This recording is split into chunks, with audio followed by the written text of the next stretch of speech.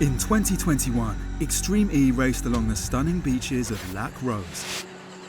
This is a real good battle. Rosberg X Racing is going to take win number 2. The vast expanse of the Atlantic was the backdrop for the 2021 Ocean X Prix, which raised awareness of the challenges our waters face as a result of pollution and climate change. Global climate change means that the oceans will get warmer, sea levels will rise, and it's a global issue. The racing was electric and the message was clear. Everything that's done is meaningful. But when the cars were packed away and the St. Helena left Lac Rose, the job was not done. Extreme E is back here in Senegal. 1 year on, Extreme E is back to continue the project started in 2021. Change is difficult, change is long. Our actions matter. Extreme E, they have come, they've raced, and they've kept the promise to come back. From planting mangrove forests, it's amazing to see that they're picking up now. They're taking carbon out of the air and growing up. to fighting plastic pollution. It was amazing to have an impact in our little way that we can. It is vital that the project started by Extreme E last and continue to help the residents of Senegal. Whether it's plastic or trees, small things can make a big change. We have to embrace that change.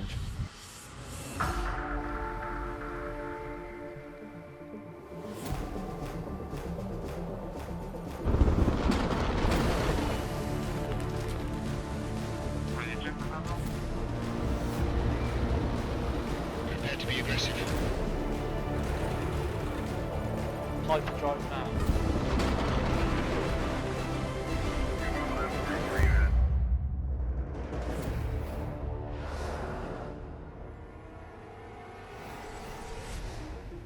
This time on Electric Odyssey. The Extreme E team travelled to Senegal and the site of last year's Ocean X Prix. We're in Senegal, right? Drivers Christinagz, Katie Munnings and Kevin Hansen joined the team as they visited Extreme E's legacy projects in the country. These aim to make a lasting positive impact on the environment and the community in every location that Extreme E races. The drivers are also joined by a member of Extreme E's scientific committee, Professor Lucy Woodall, who is a marine expert offering insight on ocean health. Kevin and Christine travelled to Senegal despite being in recovery from serious injuries from the first X Prix of the year in Saudi Arabia. It's nice to see you guys again. The last time I saw you, well, both of you weren't on your feet, and you especially. Hansen lying on the floor looks really winded. Wow. I don't know what he's done. I haven't seen you since the race. How are you doing? I'm doing quite well. I mean, the injury is healed up very nicely and back on my feet and working really hard. So it's great to be back. But I mean, my accident wasn't as spectacular as Christine's.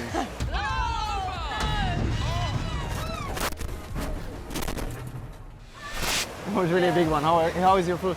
No, it's great, thanks. It's going pretty well. It's been, like you said, intense rehab, but I'm happy that I'm here. It's great to be back in Senegal. Obviously, the race, you guys didn't have the best one last season. Just because you're on the podium, Kevin. But it is a P3 look, a podium for Michaela Arlen-Kotlinski and Kevin Hansen. Great job by them. It was really cool. I mean, the racetrack along the beach and the podium was beautiful with the backdrop. I mean, next time you guys be there as well. Yeah. I'm so excited to see the progress from last year because you weren't here, but we planted a load of mangroves and they're Extreme E and Oceana are actually planting 1 million in total. So we're going to see the difference. Yeah, I think they're going to have grown and I think we're going to plant some more. It's hard work, so be ready for a lot of bending down. Yeah, my back was killing me. And also, going back to the school, the kids were so amazing there last year. Enthusiastic, happy to have us there. Well, are you ready? Let's go. Let's go. Let's do it. Extreme E seeks to leave behind a positive legacy in the places it visits. When racing here in Senegal, it teamed up with local foundation TO.org, who seek to accelerate vital solutions to some of the world's biggest social and environmental challenges. We're witnessing climate change firsthand here in Senegal. The plastic pollution is unbelievable. TO.org believes that every environmental challenge should be resolved by taking a creative approach, which was the case with Stéphane Senghor. Stéphane Senghor runs the Ecozone Project in the region of Niagara, which is located just 5 kilometers from the start line of last year's Ocean X Prix and is home to over 3,000 children. The project aims to educate students about sustainable farming techniques and plastic pollution. Okay, welcome everybody. We are here at Niagara 1, which is a primary school that we have supported last year on the Legacy project. We looked at the different aspects of a school and how we could root sustainability into those different aspects. We had like spaces that were filled up with garbage, and we had kids and the community clean up those areas and turn them into productive land. Areas where they can plant small vegetables, fruit trees, and start harvesting. We are now on our second year, so which is normally the most difficult one, right? And the great success is that they've been working on their garden by themselves. They have been upkeeping those plants, making them grow. Actually, their garden is more lush than it used to be, so which is great. And I think that with a little bit more support, they should go further and really become those actors of change that we want them to be. Whilst at the school, the Extreme E drivers helped out by replanting fresh vegetables in the garden. This is actually the first time I'm working in the garden properly, so it's really nice to help out with a purpose and to experience a bit what they're working on here at the school. I mean, behind the scenes of the classes, and they're having all this work with the planting, so it's really fun. Just learning how to plant the spring onions in the local little garden at the school, where they're learning about farming and then selling their produce at the market. And they've got an actual local farmer teaching them how to do it as well. One of the local farmers who is supporting the schools and is key in sustaining the project is Mamadou Dié. J'ai gagné au moins de l'argent pour nourrir ma famille et nourrir des gens de ma communauté. On doit aider tout le monde. Ça, c'est des impacts qu'on peut noter au niveau de Niago village. C'est ça. Okay. In order to tackle the growing plastic pollution crisis in Senegal, Stéphane has introduced a new recycling technique, the Eco-Brick, which are plastic-filled bottles that can be used as a raw building material. The Eco-Brick is the star of our initiative because it allows people to drive change in a very simple way. You simply have to take a bottle and fill it up with dry waste. Everywhere there is waste, everywhere there are bottles. So basically it's to combine the two and start creating an eco-material that can be used in several communities. Our oceans are carrying so much plastic today, and we see it on our shores.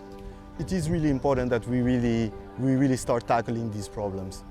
Il y a les riverains, ils nous disent, il y a de cela 20 ans que je viens ici, mais je n'ai jamais vu quelque chose de positif comme cela. Ça nous a permis d'avoir un environnement propre. On ne trouve plus de déchets, ni de plastique, alors que les plastiques constituent le premier facteur de pollution du Sénégal. On est en train de voir la solution. The Ecozone Project has now been expanded to 74 schools in Niaga and over 150 schools in total. For the teachers at Niaga 1, the effect on the children's mindsets is a big positive. On prépare les enfants demain à gérer des projets, à voir leurs propres fruits naissant de quelque chose qu'ils ont semé. Et Stéphane, depuis qu'il est là, non seulement il nous a appris beaucoup de choses, mais c'est quelqu'un qui aime persévérer. Nous lui remercions du fond du cœur. Un partenaire comme Stéphane, il n'y en a pas. Il est unique. Félicitations. D'accord. Bravo. Change is difficult, change is long, but seeing that people get it and that they are trying by themselves to make their small actions that have so much impact, that's very inspiring. Small things can make a big change. We have to embrace that change. Being the second race in the inaugural Extreme E season in 2021, the sandy dunes of Senegal were another step into the unknown for the teams and drivers. X44 extended their qualifying dominance with another faultless display, while Chip Ganassi's wretched luck continued as their car stopped on course while on a promising run. No, the car has stopped when they were 6.3 seconds up. The car completely off.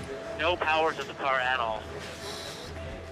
With 4 cars progressing to the final, the 2 semi-finals and the crazy race saw tough battles and amazing wheel-to-wheel action. Oh, signs up the inside. Loeb, though, now has the inside line for the left-hander. Christinagz shuts the door on him and gets into P2. Looks to the left-hand side now. The Duke commits over the bumps. Absolutely full throttle. The car is dialed. Sarrazin gets it done. After dueling on the dunes, the lineup was set for the final. Rosberg X Racing, X44, Veloce Racing and JBXE. Who would take the Ocean X Prix victory?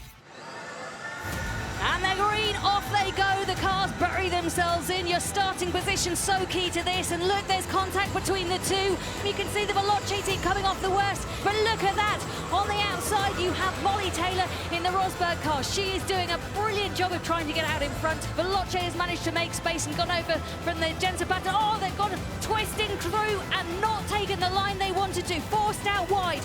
This is a real good battle between the two of them. And Molly Taylor has taken the lead. I think X44 have retired, Jenny, in the background. I reckon that contact might have broken the steering. They pushed off really wide. And we've got a problem as well for JBXE. Both X44 and JBXE were stranded. So the race was red flagged before being restarted for a one-lap shootout between Jamie Chadwick and Johan Kristoffersen. And they are off, digging into the sand. A heavy, heavy start, but it looks like Kristoffersen might have the better. He'll go round, he's got the inside line. Jamie Chadwick needs to get some muscle out here.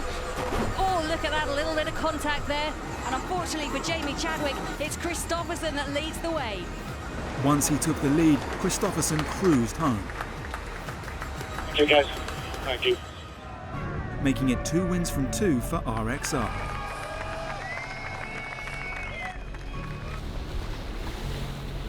While Extreme E isn't racing on Senegalese shores in Season 2, the championship is continuing its positive legacy in the area. Following last year's race, the Extreme E team cleared plastic waste from the beach, and they returned this year to collect more that had accumulated over the following year. All these people coming together, having the area swept clean of plastic, everything we can find in our sites, we're picking up, putting together in one big pile, and then gonna recycle it. Every little inch looks like it's clean, but it's not. The Beach Clean, organised in collaboration with one of Extreme E's partners, Allianz, collected waste that will subsequently be used to make more eco-bricks for the local community. Allianz partners with the Extreme E. Extreme E is raising awareness on topics like sustainability, ecology, not only by saying, but really on the field like we have seen it today.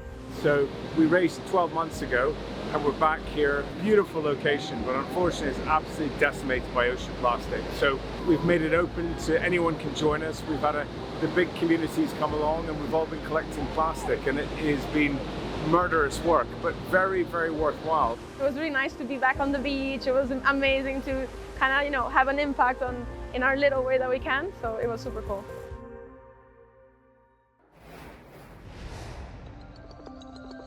Extreme E is in Senegal to see the continuing work of its legacy projects, which began last year following the Ocean X Prix. Joining the trip is marine biologist Professor Lucy Woodall, who forms part of the championship's scientific committee. I love the ocean. I kind of consider myself part ocean even. I feel like I grew up inhaling the salt air that came off the channel. So I grew up in rock pools and loved getting in under the rocks and seeing what creatures I could see in that day, and be amazed that there were so many different colours and shapes and sizes. My mom knew I was going to be a marine biologist. She knew that way, way before I did. I'm interested in the ocean, but what we need to do as humans to better sustainably manage and protect the ocean for future generations. Her passion for sharing the delights and importance of the aquatic world with people through science has led her to numerous studies and research across the globe. Because I have been on the ocean and I have sailed across the Atlantic, into the Mediterranean, spending time in Canary Islands, that really gives me a really unique perspective that it is one ocean. It's not just different coastlines. And I think that's a really important message to be able to get into the work that I do. I'm really fortunate enough now to be principal scientist of the NGO Necton. As part of our research, we explore down to about 1,000 meters. And we have to use really incredible technology to do that. And one of the tools we use is going down in submersibles.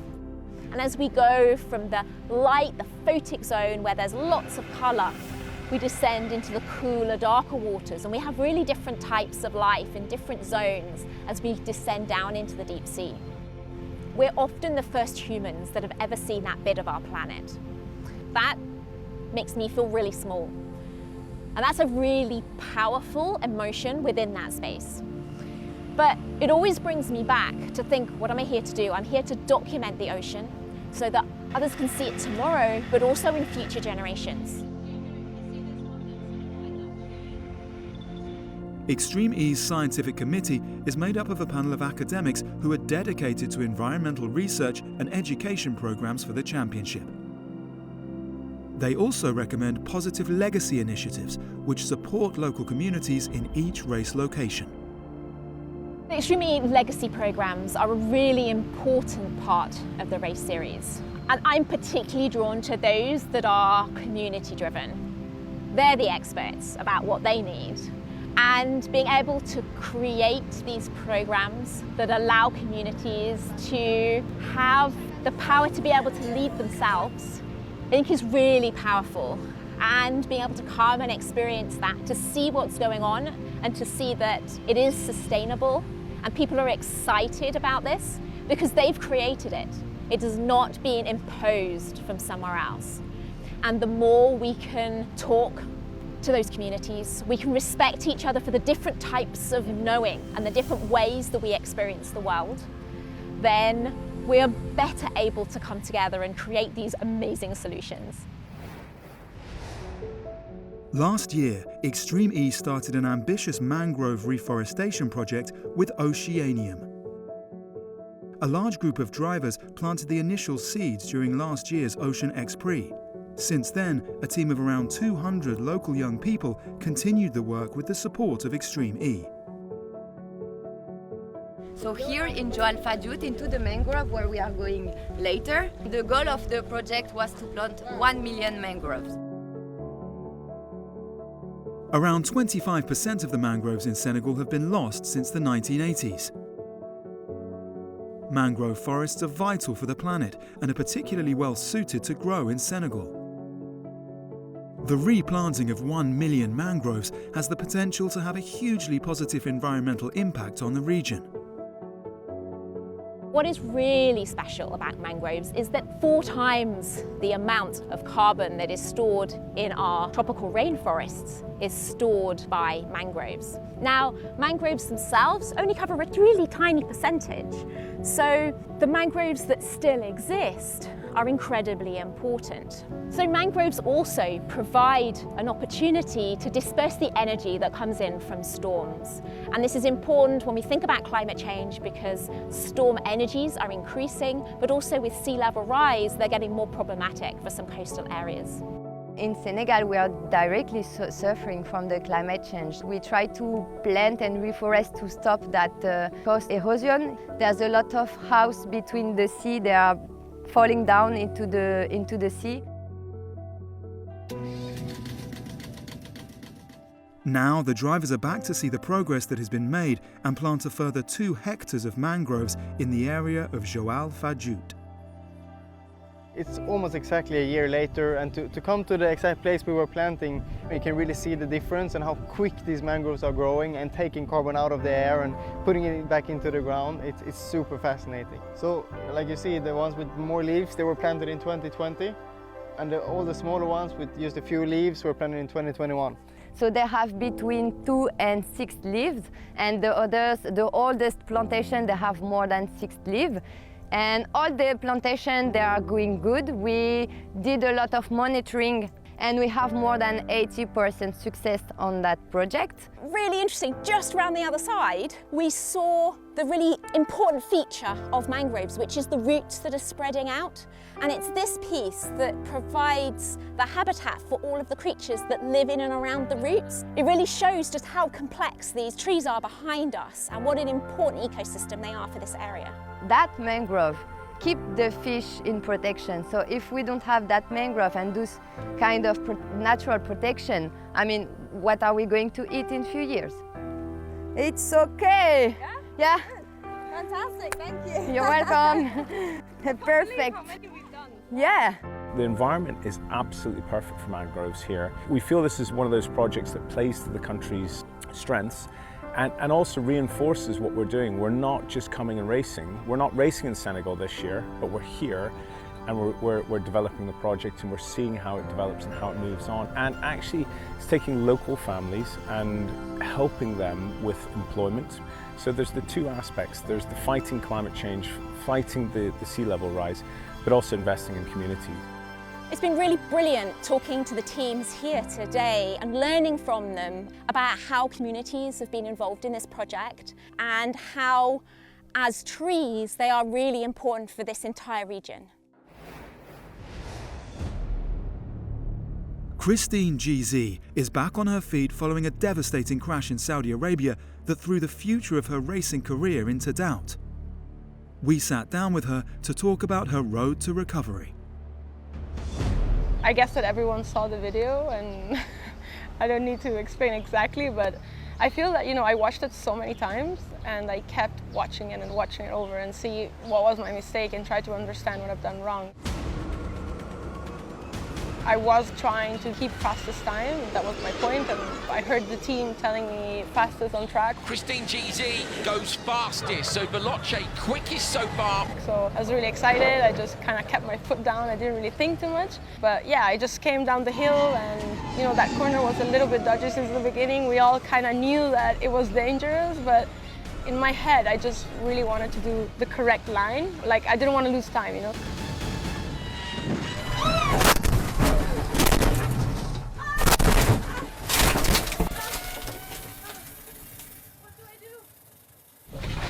Talk to me on the radio. Talk to me. Are you okay? Are you okay? So sorry. All I thought about was my team, Like I didn't care about myself, I didn't care. I was like, we just started racing together. It's my first race for them and I was like, this cannot be happening. I felt that I hit something with my feet, there was a lot of space in the pedal here, but I didn't think that anything happened. And then when I tried getting out of the car, I felt that my foot was stuck. And the medical guys actually are super amazing and it was super fast. But as soon as they took me out of the car and they just dropped me on the floor, my foot was like, I touched it and I was like, ow, like I can feel it. And I was like, this is not normal. And I knew that something was on. I am safe and they're taking care of me. When we got to hospital, they told us that it was a fracture, but I feel that it was a little bit like, I was still with my bosses of Veloce, and all I could say was like, I can race, I'm fine. And the doctor was like, not possible, not possible. And I'm like, no, I'm fine, this is okay, I have another foot, Serious friends here. When we got to Europe and I went to our doctor and it took him 1 second to say, Christine, this is gonna be long. And I was like, what do you mean? It's just a fracture, And he was like, no, you have 2 ligaments also, like the ankle and the talon. I am 100% sure that less than 4 months you're not going to be able to walk. The next day I kind of woke up and I went to the hospital and I said, okay, we're doing this in 2 months. And the doctor was laughing, and he was like, oh, you drivers are all crazy. This is the guy that is fixing me right now. And he's like, okay, let's see what you can do. So I went to the physio and we had surgery the same day that I arrived, which was pretty crazy, like literally the day after in the morning. And I remember that all the doctors were like, we've never seen such a happy person in surgery. And I was like, yeah, because I'll be fine. I was for 1 week at home, completely still, which people that know me know that it's the hardest thing on the entire world. And for me, it was also so strange, because I'm used to never being at home. So it was really, really intense. Good morning and welcome to day 1 of rehab. We're ready. After 1 week, I was at rehab with my crutches and the foot completely in the cast.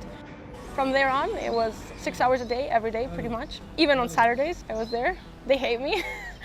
Okay, so now we have this. And when this goes red, which is now, I pull up my foot.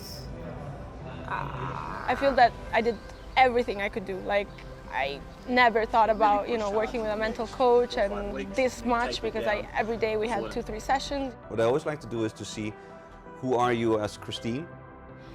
It was a hell of a ride, but I'm so happy because right now it's 2 months and, you know, I'm walking, which is like, he says it's impossible, and I knew that I would do it. So I'm a very much believer of that some things happen for a reason, right? Just take the good of it and take all the positive and try to, you know, transform it in even something better. So I think that maybe you have so much time to think that you suddenly realize, God, I really love this. With the next 2 rounds in Sardinia, all eyes will be on Christinagz to see whether she will be on the start line come July 6th for the first part of the Island X Prix double-header.